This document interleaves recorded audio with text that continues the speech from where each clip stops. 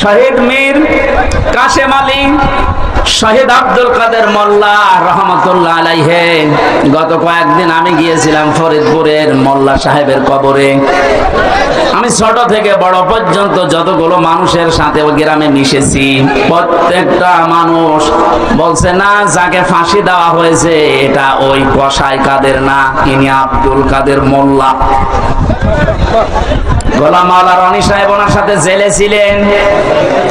রনি সাহেব এসে পৃথিবীর মানুষকে জানিয়েছে, মোল্লা ভাই আমাকে জানিয়েছে, রনি বাইরে যদি যেতে পারো, আমি তো আর যেতে পারলাম না, পৃথিবীর মানুষকে জানিয়ে দিও আমি কিন্তু কসাই কাদের না, আমি আব্দুল কাদের মোল্লা।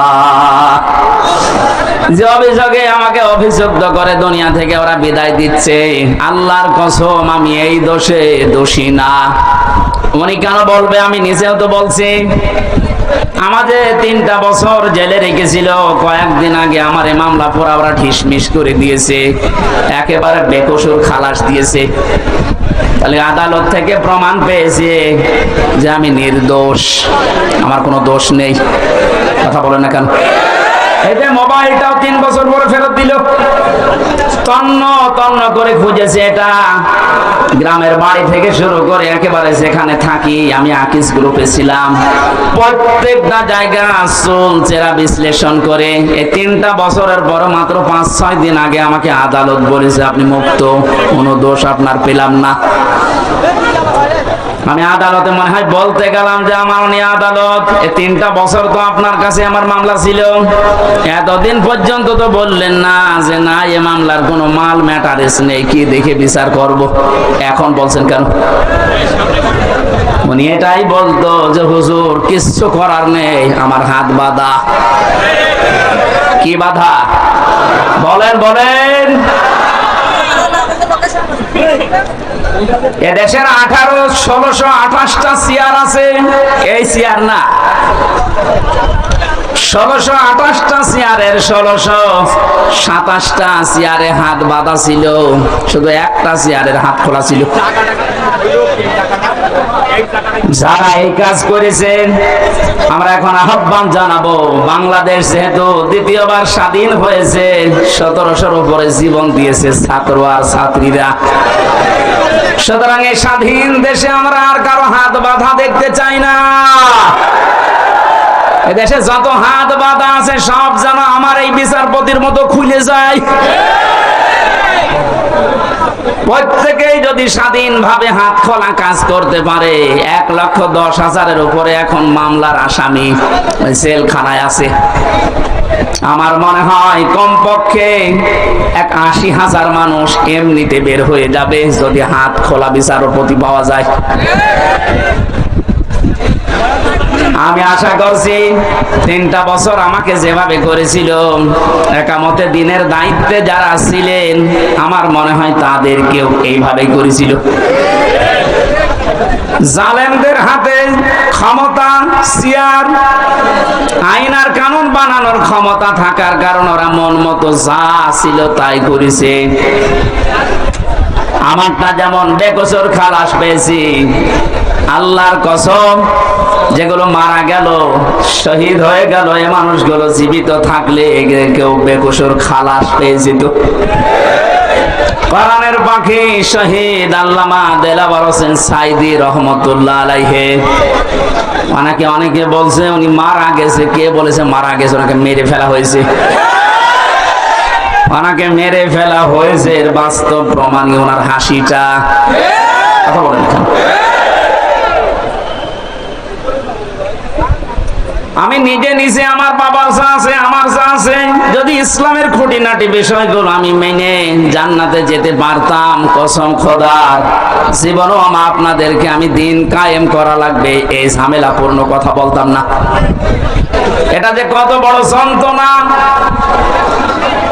আল্লাহ যেহেতু ইত্তাবিউ দিয়েছেন যে সবাই মিলে অনুসরণ করো, সবাই মিলে ইত্তেবা করো, একজন করলে হবে না, এই জন্যই তো আমরা সবাইকে নিয়ে অনুসরণ করতে চাই। সুখবর একটা আছে, বাংলাদেশে ইসলামী দল যতগুলো আছে প্রকাশ্য শিরক এবং বেদাত যারা করে এরা বাদ দিয়ে অন্তত আল্লাহ একজন আছে, কেবলাকে কেবলা বলে মানে এইরকম কিছু নিয়ম নীতিতে যারা কাউকে শরীক করে না, কাউকে বিশ্বাস করে না আল্লাহ বাদে, এ মানুষগুলো দেখলাম আজকে সব এক হওয়ার জন্য ঐক্যবদ্ধ হচ্ছে। জালেমরা তো পালিয়েছে, মুনাফিক যারা এদের গায়ে অনেকের এখন আগুন লেগে গেছে, কারণ এরা চিন্তা করছে এভাবে যদি সব এক হয়ে যায়, আমরা 5 তারিখের পর থেকে যেভাবে শুরু করেছিলাম এই কাজও বন্ধ হয়ে যাবে। ওরা বুঝে ফেলেছে, এখানে আশা করছি যেভাবে এগিয়ে যাচ্ছে সবাই মিলে অনুসরণ করার জন্য ধর্ম বিষয়ক উপদেষ্টা যিনি আছে ডক্টর আফামা খালিদ হোসেন, আল্লাহ তার হায়াতে তার যে বাসিহাতে কল্লিয়া বাড়িয়ে দেন, বলেন আমিন। ডক্টর চেষ্টা এবং ইখলাস যা দেখতে পাচ্ছি, আশা করছি ইসলামের সূর্য সামনে আমরা এদেশে দেখতে পাবো ইনশাআল্লাহ। এই জন্য যারা আছি আমরা ছোটখাটো বিষয় নিয়ে মত পার্থক্য বাদ দেওয়া লাগবে। একটা হোস্টেলে 100 জন খাবার খায়, সকালের নাস্তা কলার পাউরুটি। 20 জন হোস্টেল ম্যানেজারকে আহ্বান জানিয়েছে যে স্যার এটা যেন ঠিক থাকে। 80 জন বলছে না এটা আমরা আর খাবো না, নতুন মেনু আমাদেরকে দেন। কিছু কিছু ছেলেরা বলছে আমাদেরকে খিচুড়ি দেওয়া লাগবে সকালে, কেউ কেউ বলছে আমাদেরকে চিড়া দেওয়া লাগবে, কেউ কেউ বলছে আমাদেরকে রোল দেওয়া লাগবে। আর ওই যে 20 জন ওরা বলছে যা আছে ওইটাই আমরা চাই, কলা পাউরুটি। ম্যানেজার বলছে এভাবে হবে না, ভোট দেওয়া লাগবে, আমি তো একবারে পাল্টিয়ে দিতে পারি না। ভোট দেওয়ার পরে দেখা গেল ওই যে আগে যে 20 জন আছে কলার পাউরুটি ওটা ঠিকই আছে, সিড়া যারা চেয়েছিল তারা 18 জন হয়েছে, যারা খিচুড়ি চেয়েছে তারা 17 জন, যারা রোল চেয়েছে তারাও 15 জন। এভাবে ভাগ ভাগ করতে করতে 20 পর্যন্ত আর চাইনি, আগে যা ছিল ওইটাই কায়েম হয়ে আছে। কি বসালাম বলেন তো, এদেশে 20 জন মাত্র এখন আগের যে সিস্টেম গুলো ছিল ওইটাই চালু রাখতে চাচ্ছে, কিন্তু আমরা এখন 80 জন পাল্টিয়ে গেছি। এই কথা বলছেন, আমরা এই 80 জন মিলে এখন যদি এই ছোটখাটো বিষয় নিয়ে মত পার্থক্য করি, কিয়ামতের আগে আমরা 20-এর উপরে যেতে পারবো না। এই জন্য সব বাদ দেওয়া লাগবে। কার কয় কলি টুপি, কার লম্বা টুপি, কার জব্বা, কার সিরা, কে হাত বাঁধে, কে মোনাজাত করে, এগুলো সব বাদ দেন। আল্লাহ একজন আছে, রাসূল আমার নেতা, এই বিশ্বাসে যারা বিশ্বাসী তারা আমরা এখন 80 জন। আরো জোরে, আমরা কোন বিষয় নিয়ে আর সামনে ঝামেলা যেন না করে। 80 জন যদি ঠিক থাকতে পারি, ভোট যদি 80টা এক জায়গায় পড়ে, ওরা তো 20 জন চালিয়ে আসছে আগে থেকে, কিয়ামত পর্যন্ত ওরা আর বাড়বে না, কারণ আমাদের বরদোয়া লেগে আছে। রাব্বিলা তাদার আলাল আরদি মিনাল কাফিরিনা দাইয়ারা ইন্নাকা ইনতাদারুহুম ইউদিল্লু ইবাদাকা ওয়ালা ইয়ালিদু ইল্লা ফাজিরান কাফফারা। বলেন আল্লাহু আকবার।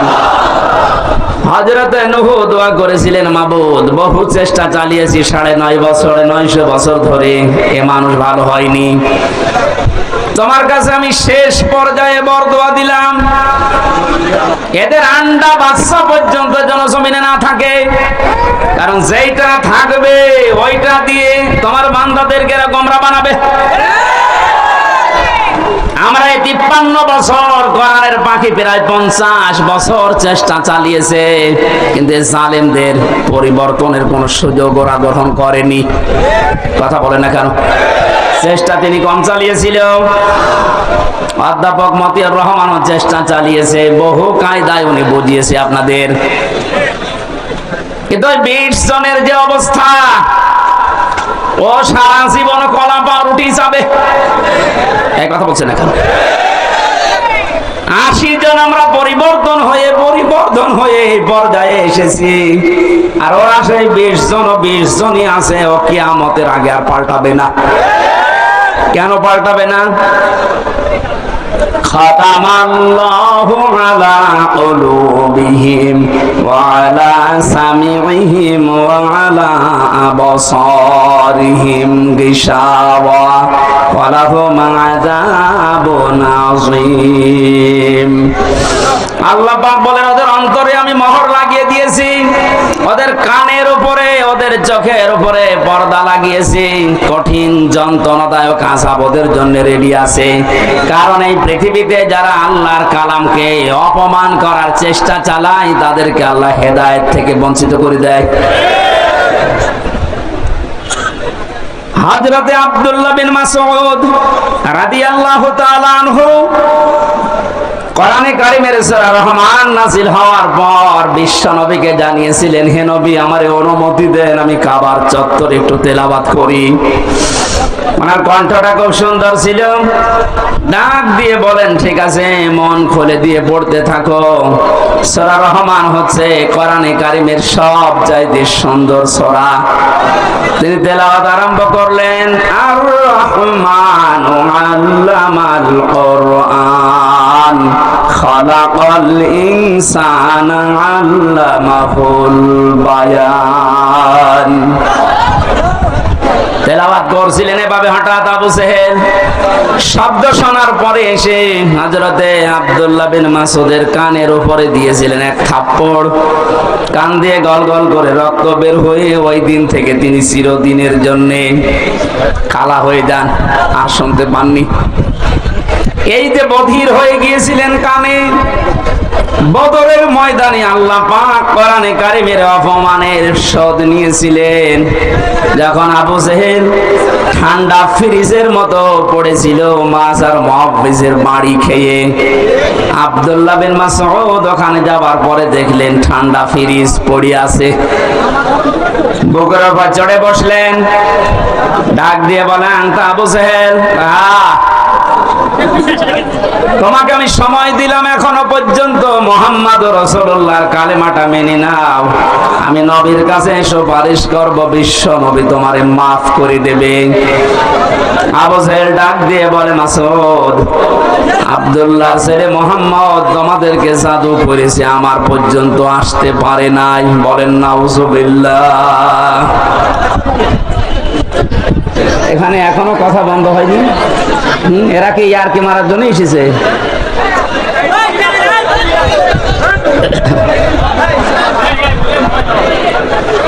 আমার ভাইরা, হযরত আব্দুল্লাহ বিন মাসউদ দৌড় দিলেন নবীজির রওজার কাছে। তাবর ভেতরে দেখেন বিশ্ব নবী মুহাম্মদুর রাসূলুল্লাহ হাত তুলে মোনাজাতে লিপ্ত আছে।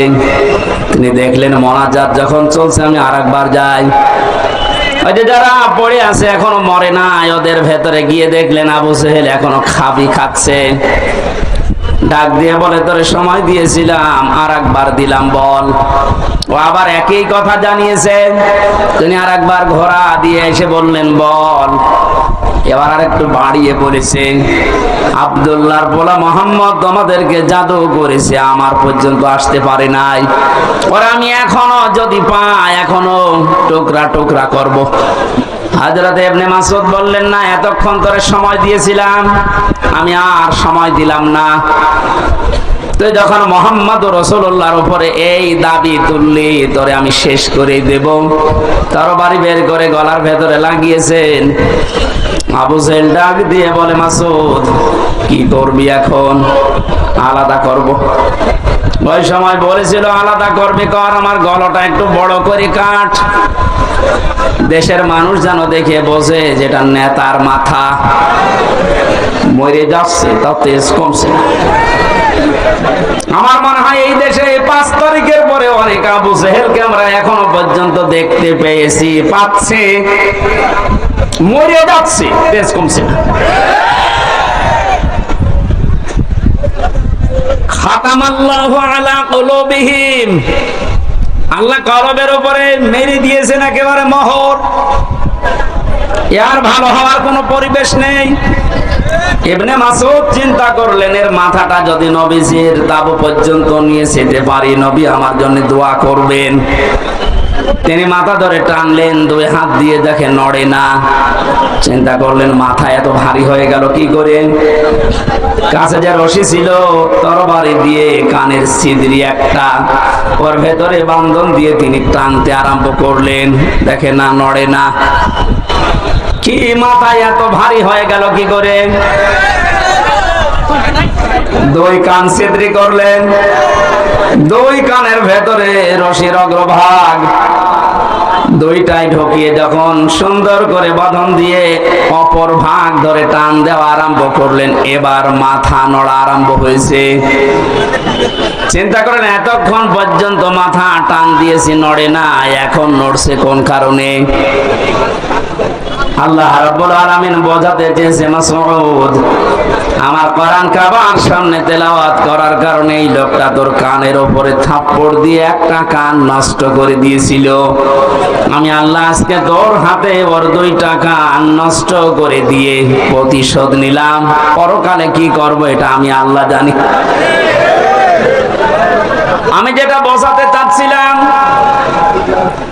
এই পৃথিবীর ময়দানে কোরআনে কারিমের গায়ে যারা হাত দেয়, অপমান করার চেষ্টা করে কোরআন কেন্দ্রিক কোন বিষয়ের সাথে, আল্লাহ পাক কিন্তু দুনিয়াতে তাদের শাস্তি দিয়ে দেখিয়েছেন। কুমিল্লায় মন্দিরে যারা দেবতার পায়ের কাছে কোরআনে কারিম রেখেছিলেন, আজ কিন্তু ধরা পড়ে যাচ্ছে। দশ ছাপিয়েছে ইসলামী আন্দোলন যারা করে, একামতের দিন যে এরা করেছে, দুনিয়া উল্টিয়ে যাবে। কখনো একামতের দিনের কোন নেতা কর্মী দেবতার পায়ে কোরআন রাখবে আমি বিশ্বাস করি না। ওরা হেফাজত ইসলামের উপরে চাপাতে চেয়েছিল যে কোরআন এরা মে মাসের 5 তারিখে আগুন লাগিয়েছে, এটা এখন প্রমাণ হচ্ছে আগুন দিয়েছে কে? আপনাদেরকে হেদায়েত থেকে বঞ্চিত করে দিয়েছে আল্লাহ এমনিতেই না, প্রমাণ এইটাই। কারণ কোরআনের উপরে যারাই হাত দেয় তাদের কপাল আল্লাহ নষ্ট করে দেয়। আমার ভাইরা, আমরা সবাই মিলে অনুসরণ করব, কারণ হচ্ছে আমি একা একা অনুসরণ করার কথা আল্লাহ এখানে দেননি, বহু বচন দিয়েছেন। এজন্য সবাইকে নিয়ে অনুসরণ করতে চাচ্ছি। কিন্তু যাদের কপালে কোরআনের কারণে মোহর মারা আছে, এই 20 জন কলা পাউরুটি যারা চেয়েছে ও মরণ পর্যন্ত ওইটাই চাইবে। ওরা চাইতে থাক, আমরা তো এখনো 80 কয়জন? 80 বলেন, বলেন আরো জোরে বলেন আর একবার। 80 জন যদি এবার ভুল করেন, 20 কিন্তু আবার আসবে। ভুল করা যাবে? বলেন, একটু মিলিয়ে দেখেন তো কোথায় 80 আর কোথায় 20। এরপরও আমরা পারি না, কারণ আমরা কেউ 18, কেউ 17, কেউ 15, কেউ 14। আর ওরা যেহেতু আবাহমান কাল থেকে আসতেছে ওই 20। আমরা আর এই 17, 18, 19-এ থাকবো না, আমরা এখন 80 হয়ে যাবো ইনশাআল্লাহ। সময় যেহেতু সামনে আসছে, আমরা 80 হব না 20 থাকবো ইনশাআল্লাহ। এটা করতে হলে সবাই মিলে আজ অনুসরণ করা লাগবে আল্লাহ যেটা দিয়েছে। তার নাম কি? বলেন, বলেন। আল্লাহ পাক আয়াতের পরবর্তীতে জানিয়েছেন, আলা তাত্তাবিউ মিন দুনিহি আউলিয়া। কোরআন বাদ দিয়ে পৃথিবীর কোন ওলি আল্লাহর অনুসরণ করার দরকার নেই। প্রশ্ন আসতে পারে, আল্লাহ কি তার ওলিদের বিরুদ্ধে? না। সূরা ইউনূসের 62 নম্বর আয়াত, 11 নম্বর পারার 15 নম্বর পৃষ্ঠার 1 নম্বর লাইনে আছে, আলা ইন্না আউলিয়া আল্লাহি লা খাউফুন আলাইহিম ওয়ালা হুম ইয়াহজানুন। আল্লাহ পাক বলেন কোনো ভয় নেই, কোনো চিন্তা নেই। আমার ওলি যারা, তাদের কোনো ভয় চিন্তা নেই। তাদেরকে সতর্ক করলাম, সুসংবাদ জানালাম, এদের ব্যাপারে তোমরা সাবধান থাকবা, এদের ভয় চিন্তা নেই। অথচ সূরা আরাফের 3 নম্বর আয়াতে বললেন কোনো অনুসরণ করার দরকার নেই। ওই আয়াতের সাথে আয়াতের কোনো মিল পাচ্ছি না। তাহলে আল্লাহর কথাও চাচা এরশাদের মতো, সকালে একটা বিকালের একটা। হ্যাঁ, কোরআনে কারিমে আল্লাহ তো জানিয়েছেন লা মুবাদদিলা লিকালিমাতি, আল্লাহর কালামের কোনো পরিবর্ধন নেই। অথচ ওখানে বললেন ওলিদের কোনো চিন্তা নেই, আর এখানে বলছেন ওলি অনুসরণ করার দরকার নেই। মুফাসসিরিন ইকরাম লিখেছেন আয়াতের ব্যাখ্যা করতে গিয়ে আল্লাহ এই জন্যই ওলি অনুসরণ নিষেধ করেছেন। আল্লাহ খুব ভালোভাবে জানেন, কারণ বর্তমান ভবিষ্যৎ এগুলো সব জানেন কে? আরো জোরে বলেন। সব যেহেতু তার নিজের জ্ঞানে আছে, উনি আগেই জানতেন যে ভবিষ্যতে কিয়ামত পর্যন্ত আমার এমন বান্দা বান্দি দুনিয়ায় আসবে, আর আমি আল্লাহর চাইতে ওদের আব্বাকেই বড় মনে করবে। এই জন্য আল্লাহ নিষেধ করেছেন কোন আব্বার কোনো অনুসরণ করার দরকার নেই। আল্লাহ আফসোস করছেন যে আমার বক্তব্য শোনার পরে আমার কিছু বান্দা বান্দি ফিরে আসবে, অধিকাংশ গুলোই মুখ ফিরিয়ে চলে যাবে। বলেন নাউজুবিল্লাহ। এখানে কোরআন উপস্থাপনের যে ধরন আমরা শিখেছি আল্লাহর কাছ থেকে, আপনি হয়তো না বোঝার কারণে মন খারাপ করতে পারেন।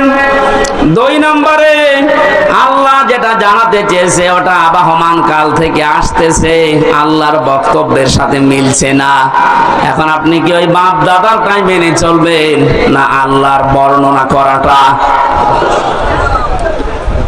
এখানে আর একটা বিষয়, একটা মাসলা পাওয়া যায়। আজ যারা অন্ধ অনুসরণ করে ইসলামকে, দিনকে মানার চেষ্টা চালাচ্ছেন, এদেশে আছে। এই কারণে বলছি, পৃথিবীতে শুধু মুহাম্মদুর রাসূলুল্লাহ সাল্লাল্লাহু আলাইহি ওয়াসাল্লামকে বাদ দিয়ে কাউকে অন্ধ অনুসরণ করা জায়েজ নেই। কেন জায়েজ নেই? কারণ উসওয়াতুন হাসানা এই শব্দটা শুধুমাত্র মুহাম্মদুর রাসূলুল্লাহকে আল্লাহ দিয়েছেন। পৃথিবীর কাউকে আল্লাহ উসওয়াতুন হাসানা এটার গ্যারান্টি দেয়নি। লাকাদ কানা লাকুম ফি রাসূলিল্লাহি উসওয়াতুন হাসানা, অবশ্যই তোমাদের জন্য মহত্তম আদর্শ লুকিয়ে রেখেছি আমি আল্লাহ রাসূলুল্লাহর জীবনে। কার জীবনে? বলেন। আল্লাহকে এখানে বলতে পারতেন না যে আব্দুল্লাহ বিন মোহাম্মদ ইবনে আব্দুল্লাহ, তার জীবনের ভেতরে আমি লুকিয়ে রেখেছি। তার নাম তো আল্লাহ জানতেন, কেন তার নামটা এখানে উচ্চারণ না করে রাসূলুল্লাহ দিলেন? কারণ তিনি মুহাম্মদুর রাসূলুল্লাহ এই শব্দটা পেয়েছিলেন নবী হওয়ার পর থেকে। 40 বছরের আগ পর্যন্ত মানুষ তাকে আরব জাহানে বলতো আব্দুল্লাহ বিন মুহাম্মদ। আর 40 বছরে যখন তিনি কোরআন পেয়েছেন তখন শুধু আব্দুল্লাহ বিন মুহাম্মদ না, হয়ে গেছেন রাসূলুল্লাহ। তাহলে অনুসরণ করা, অনুকরণ করা মুহাম্মদ ইবনে আব্দুল্লাহকে ফরজ না রাসূলুল্লাহকে ফরজ? আশা করছি আমি যেটা বোঝাতে চাচ্ছি আপনি বুঝবেন। এই বাংলাদেশ সহ বিশ্বের বহু জায়গায় আমি গিয়ে দেখেছি তারা এখনো পর্যন্ত এ কথা বলছে আমরা নবীওয়ালা কাজ করি। হ্যাঁ, আপনি আব্দুল্লাহ বিন মোহাম্মদ ইবনে আব্দুল্লাহ, ইনি যতদিন পর্যন্ত নবী হওয়ার আগ পর্যন্ত নামে মানুষ তাকে ডাক দিয়েছে, আপনার জীবনে এই কাজগুলো আছে। কারণ তিনি ওই সময় সত্য কথা বলতেন, ভালো কাজের আঞ্জাম দিতেন। কোন মানুষ যদি বিপদে পড়তেন সে গেলে এগিয়ে যেতেন। এই কাজগুলো মুহাম্মদ ইবনে আব্দুল্লাহর জীবনীতে আমরা সিরাত ইবনে হিশামে সিরাত বিশ্বকোষের ভেতর থেকে পেয়েছি। কিন্তু তিনি যখন রাসূলুল্লাহ হয়ে গেছেন তার আপন চাচা আবুল আহাব পর্যন্ত সানের শত্রু হয়ে দাঁড়িয়েছে। এই বাংলাদেশ সহ বিশ্বে আজ যারা বলেন আমরা নবীওয়ালা কাজ করি না, আপনি মোহাম্মদ ইবনে আব্দুল্লাহর কাজ করেন। রাসূলুল্লাহ নবীওয়ালা কাজ যদি কেউ দাবি করে, উনি যেমন রাসূল হওয়ার পর থেকে 63 বছর, এই 23 বছরে 82 বার টার্গেট হয়েছিলেন ইহুদিদের, আপনি অন্তত 82 বার না হলেও 2 বার তো হবেন। আপনাকে ইহুদি খ্রিস্টান মুশরিক সবাই ভালোবাসে, সবাই ভালো বলে, বুঝতে হবে আপনার কাজ এখনো রাসূলুল্লাহর কাজ হয়নি। এজন্য আমাদের অনুসরণ করা দরকার এখন থেকে। মুহাম্মদ ইবনে আব্দুল্লাহ না রাসূলুল্লাহ? আরো জোরে। আল্লাহ রাব্বুল আলামিন রাসূলুল্লাহকে অনুকরণ করার তৌফিক আমাদেরকে যেন দান করেন, বলেন আমিন। এখানে অনুসরণ করার জন্য 27টা পয়েন্ট আমি পেয়েছি তাফসিরে। বিশ্ব নবীকে অনুসরণ করা লাগবে এই কারণে, কুল ইন কুনতুম তুহিব্বুনাল্লাহা ফাত্তাবিউনি ইউহিব্বুকুমুল্লাহ ইলা আখিরি আয়াত। সূরা আলে ইমরানের 31 নম্বর আয়াতে আল্লাহ জানিয়েছেন, হে নবী, মানুষকে আপনি কথা বলেন যদি আল্লাহকে ভালোবাসিয়ে দাবি তারা করে, তারা যেন আপনার অনুসরণ করে। শব্দের দিকে খেয়াল করেন, ফাত্তাবিউনি, আমার অনুসরণ করো। এখন এই অনুসরণটা মাস্ট বি, করাই লাগবে 1 থেকে 40 না 40 থেকে 63। এই সহজ কথাগুলো আপনি বুঝতে চান না, খালি ফতোয়াবাজি করেন কেন বলেন তো? 1 থেকে 40 বছর পর্যন্ত এই পৃথিবীতে কেউ যদি মুহাম্মদ ইবনে আব্দুল্লাহকে না মানে, অনুসরণ না করে, সে জান্নাতে যাবে না। একটা হাদিস দেখান, কোরআনের একটা আয়াত বলেন। কিন্তু মুহাম্মদ ইবনে আব্দুল্লাহ থেকে যখন রাসূলুল্লাহ হয়ে গেছেন, আমরা সবাই এখানে জানি উনি রাসূল হয়েছিলেন কত বছর বয়সে? আওয়াজ জোরে বলেন। 40 থেকে 63, কত? এই 23 বছরের 1 সেকেন্ডও যদি কেউ না মানে, সে কাফের। ফতোয়া নতুন করে বানানো লাগবে? আল্লাহর কোরআন জানিয়েছে রাসূলুল্লাহকে অনুসরণ করা মাস্ট বি, ফরজ। ওমা আতাকুমুর রাসূল, আল্লাহ কিন্তু ওমা আতাকুম মুহাম্মদ ইবনে আব্দুল্লাহ দেননি। শব্দগুলো একটু খেয়াল করে পড়তে পারেন না? ওমা আতাকুমুর রাসূল, তোমাদের কাছে রাসূল যা নিয়ে এসেছে, ফাখযুহু, ওটা আঁকড়িয়ে ধরো। ওমা নাহাকুম আনহু ফান্তাহু, জানহু, হুরমার যায় রাসূলুল্লাহর দিকে। তোমাদেরকে রাসূলুল্লাহ যা নিষেধ করে ওইগুলো ছেড়ে দাও। আত্তাকুল্লাহ, আল্লাহকে ভয় করো। ইন্নাল্লাহা শাদীদুল ইকাব, অবশ্যই আল্লাহর আযাব বড় কঠিন। এবার আসেন তো আয়াতের মূল শিক্ষায়। বিশ্ব নবী মুহাম্মদুর রাসূলুল্লাহ আমরা সবাই স্বীকার করে নিচ্ছি যে উনি হয়েছিলেন 40 বছরে, না জন্মের পরেই? আরো জোরে বলেন। ওনাকে অনুসরণ করা লাগবে কি মুহাম্মদ ইবনে আব্দুল্লাহ হিসাবে না রাসূলুল্লাহ হিসাবে? রাসূলুল্লাহ হিসাবে অনুসরণ করলে এখানে ফাত্তাবিউনি দিয়েছেন। আল্লাহকে ভালোবাসিয়ে দাবি যদি করে থাকো, এখানে ইহুদি খ্রিস্টান বৌদ্ধ 4500 ধর্মের লোকেরা আছে, প্রত্যেকেই তার দেবতা বলেন, ভগবান বলেন, গড বলেন, যাই বলেন, সবাই কিন্তু বোঝাতে চায় কাকে? বলেন বলেন। কিছু রূপক জিনিস হয়তো তারা বানায়, কিন্তু আসল কিন্তু আল্লাহ। আপনি হিন্দুদের বিপদে পড়লে দেখবেন রূপক যে 12 মাসে 13 পূজা করে, 33 কোটি দেবতা ওদের, একটা রূপক পূর্ণ বিশ্বাস ওদের নেই। ওদের বিশ্বাসও যে একজন আছে। আমার তো অনুষ্ঠানগুলো ভারতে বেশি থাকতো আগে, 17, 18, 19 সালে আমি ভারতেই বেশি ছিলাম।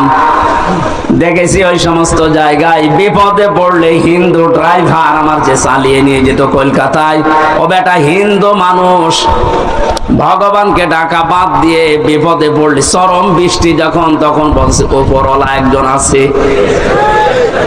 আমার বাস্তব জীবনে আমি দেখেছিলাম চরমনায়, বরিশালে যখন ছোটবেলায় যেতাম, ওই সময় তো ব্রিজ ছিল না, নৌকায় যাওয়া লাগতো, লঞ্চে যাওয়া লাগতো। একবার ওঠার পরে দেখি বিশাল ঝড় উঠেছে। আমরা যারা মুসলমান পড়ছি লা ইলাহা ইল্লাল্লাহ লা ইলাহা ইল্লা আনতা সুবহানাকা ইন্নী কুনতু মিনাজ জালিমিন। সামনে দেখলাম দাদা আর দাদি বসে আছে হিন্দু, ওরাও পড়ছে লা ইলাহা ইল্লাল্লাহ। বললাম দাদা চেহারা দেখে মনে হচ্ছে অন্য ধর্মের, মুসলমান হয়েছেন কবে? বলছে না মুসলমান হয়নি, কালেমা পড়লেন। যে ঝড় উঠেছে ও কালী দুর্গার কাজ না, আল্লাহ লাগবে। ওরাও জানে যে একজন আছে, কথা বলেন ঠিক কিনা?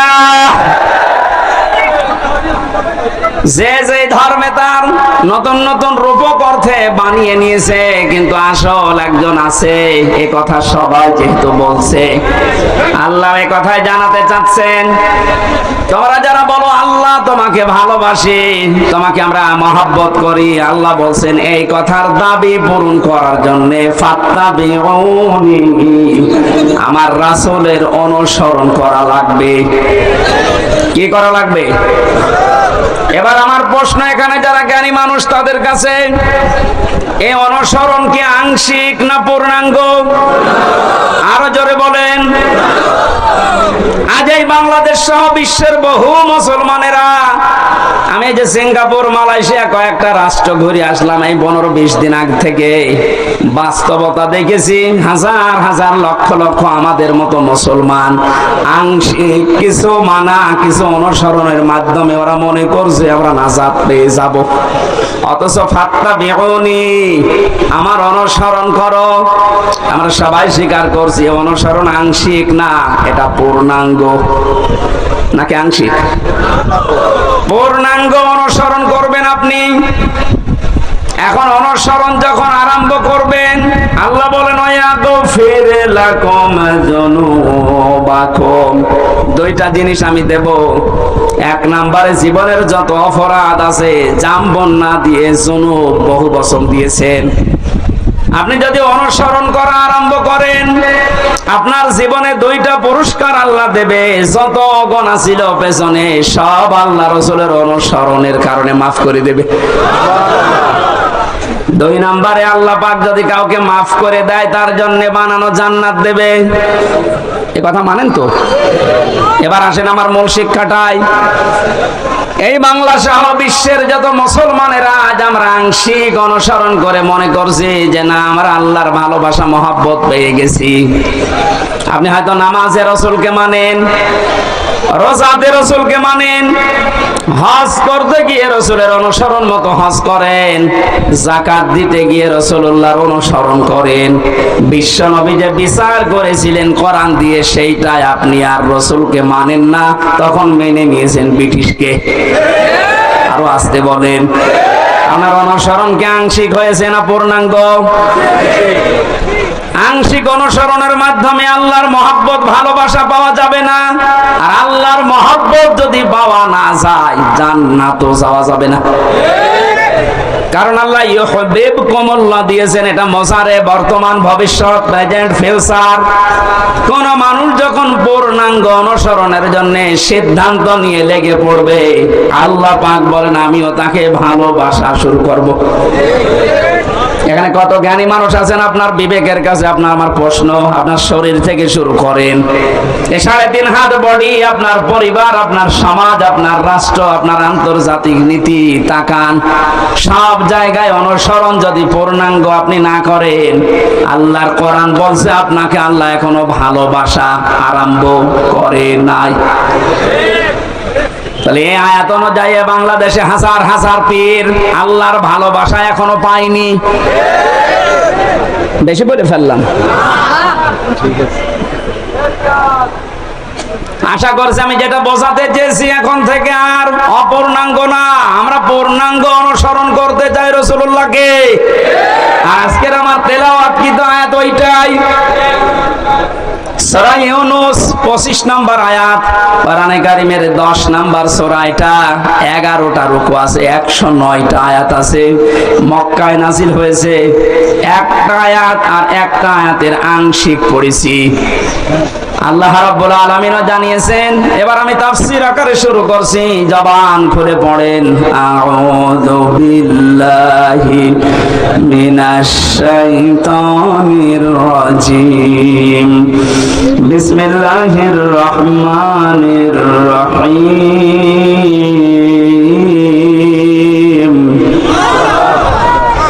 ওয়াল্লাহু ইয়াদউ ইলা দারিস সালাম। আল্লাহ পাক বলেন, আমি আল্লাহ তোমাদেরকে আহ্বান জানাচ্ছি, ডাকতেছি শান্তির ঘরের দিকে। আজ বাংলাদেশ বৈষম্য বিরোধী ছাত্র আন্দোলনের মাধ্যমে যে 9টা দফা দিয়েছিল, ওই দফাগুলো একটা একটা করে একটু পড়ে দেখেন।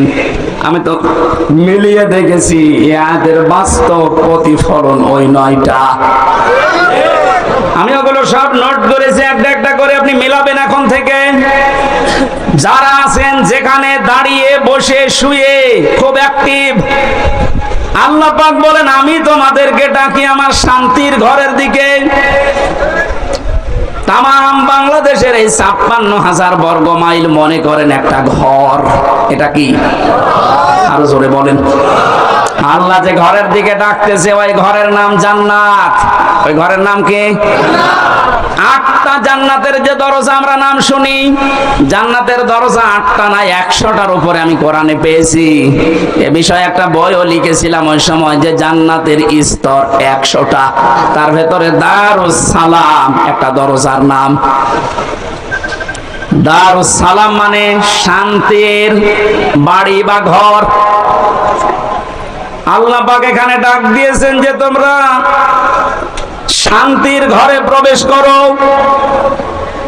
এই পৃথিবীর মানুষ যেটা উদাহরণ দিলে বসে বেশি, আমি ওইভাবে সেট করেছি। বাস্তবে আমরা দেখি একটা ঘর যদি কেউ বানাতে চায় বসবাসের জন্য, শান্তি পাওয়ার জন্য, ইসলাম শব্দটা এখানে আল্লাহ দিয়েছেন দারুস সালাম। সালাম সিলমন, এখান থেকে ইসলাম, এর শাব্দিক অর্থ হচ্ছে শান্তি। কিন্তু কেউ যদি সুখ পেতে চায়, এর আলাদা একটা আরবি শব্দ আছে রহাতা, রহাতুন। রহাতুন মানে সুখ। রহাতুন মানে কি? ঘরের ভেতরে মানুষ সুখ পাওয়ার জন্যই প্রবেশ করে। এই যে এখান থেকে সারাদিন সারা রাত মানুষ কর্মজীবন শেষ করে যখন বাড়িতে যায়, ঘরে প্রবেশ করার সঙ্গে সঙ্গে একটা অজানা শোক আপনাকে ঘিরে ধরে। আপনি হয়তো টের পান না। বাইরে যতক্ষণ আগে ততক্ষণ একটা আতঙ্ক কাজ করে, একটা ভয় ভয় কাজ করে। অথচ ঘরের ভেতরে 4 দেওয়াল দিয়ে যেটা আটকানো, কি আছে ওর ভেতরে, ওখানে গেলে একটা আলাদা শান্তি, ওই ভয়টা আল্লাহ যেন দূর করে দেয়। কথা বলেন ঠিক কিনা? আল্লাহ বলেন, আমি এমন একটা ঘরের দিকে তোমাদেরকে ডাকছি, যে ঘরে প্রবেশ করলেই তোমরা সুখ আর শান্তি দুইটাই পেয়ে যাবে। যে তোমরা এখন একটা ঘর বানাবো, ঘর বানাতে প্রথমে খুঁটি দেওয়া লাগে। কি দেওয়া লাগে? খুঁটি বা পিলার দেওয়া লাগে। আল্লাহ যে ঘর বানাতে আমাদেরকে নির্দেশ দিচ্ছে যে শান্তির ঘরে প্রবেশ করো। এই ঘর যদি 56,000 বর্গ মাইলকে আপনি বানাতে চান, তাহলে 4টা খুঁটি আল্লাহর কাছ থেকে নেওয়া লাগবে। এই খুঁটিগুলো যদি কেউ ভারত থেকে নেয়, বিপদে পড়বে। ওরা এখন বিপদে আছে। কথা বলেন না কেন? ওরা বহু চেষ্টা চালিয়েছিল ওই সময়। পাকিস্তান থেকে আমাদের এই চেষ্টাকে ভাগ করার জন্য ওরা যেমন সাহায্য করেছে, 7 সিস্টারের মাধ্যমে ওদের দেশকে ভাগ করার জন্য আমরাও সাহায্য করব। চালান আমরা সব দিয়ে দেব, আপনি যা করিয়েছেন আমরা ওইটাই করব। আপনারা ওই সময় ভাগ করে যদি আমাদের বন্ধু হয়ে যান, আমরাও কথা বলছে শুরু হয়ে গেছে অলরেডি। আলাদা পতাকা বানিয়ে উড়িয়ে দিয়েছে মণিপুরে। খেলা হবে না, খেলা আরম্ভ হয়ে গেছে। আপনারা যেমন আমরা বন্ধু, কারণ আপনাদের সেই পাকিস্তান আর এই বাংলাদেশ মাঝখানে ছিলাম আমরা, আলাদা করে দিয়েছি, এই জন্য আমরা আপনার বন্ধু। আমরাও পাশে তো দেখলাম ডক্টর ইউনূস প্রথমে এই ঘোষণা দিয়েছিল, এদেশকে অশান্ত করার জন্য যদি চেষ্টা চালান, সেভেন সিস্টার থাকবে না। মানে যদি নাও করে, ওনার পেছনে যে দেওয়াল আছে তারা হয়তো একটু কাঁটি নাড়াচ্ছে। এটা আন্তর্জাতিক যে বিষয়গুলো আমি এখানে বলতে চাচ্ছি না। যাই হোক, আমি এতটুকু টাচ দিলাম, ওরা আমাদেরকে পাকিস্তান থেকে আলাদা করে যদি ওরা বন্ধু হয়, ওদেরকে আমরা এই সেভেন সিস্টার 7টা অংশে ভাগ করে বন্ধু হব। আমরা তো, ওরা একটা করেছিল, আমরা 7টা করে দিচ্ছি, আমরা আরো বড় বন্ধু না?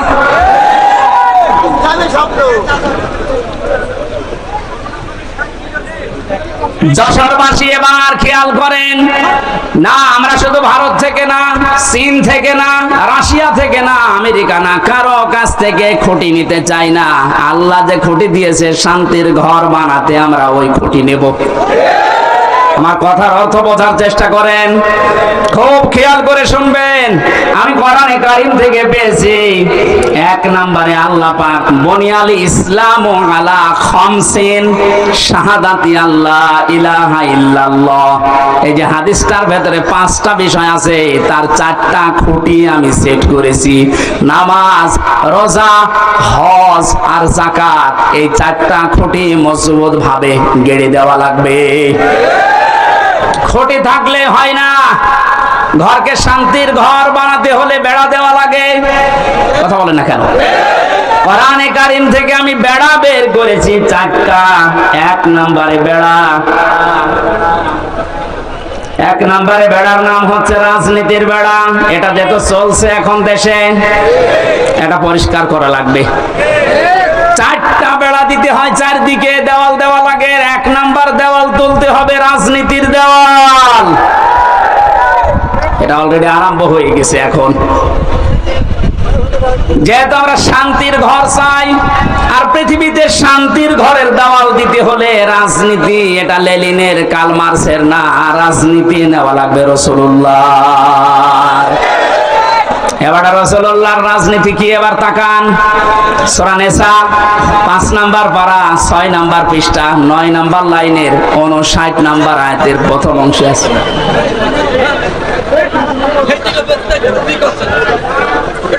শেষ করে দেব না? ওই লোকটাকে তুলে আমার চেয়ারে বসিয়ে দেব।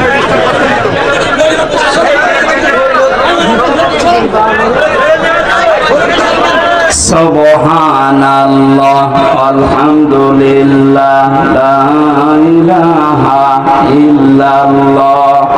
সুবহানাল্লাহ আলহামদুলিল্লাহ লা ইলাহা ইল্লাল্লাহ। মাইকের আওয়াজ আর বাড়া, গলা ব্যথা করছে।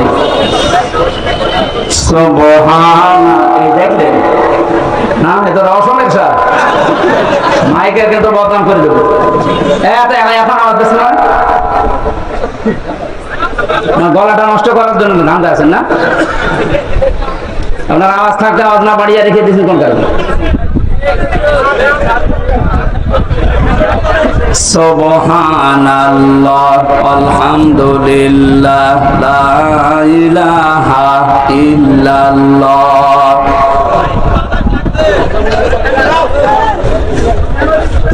ফ্যানটা একটু সাইলেন্ট করতে।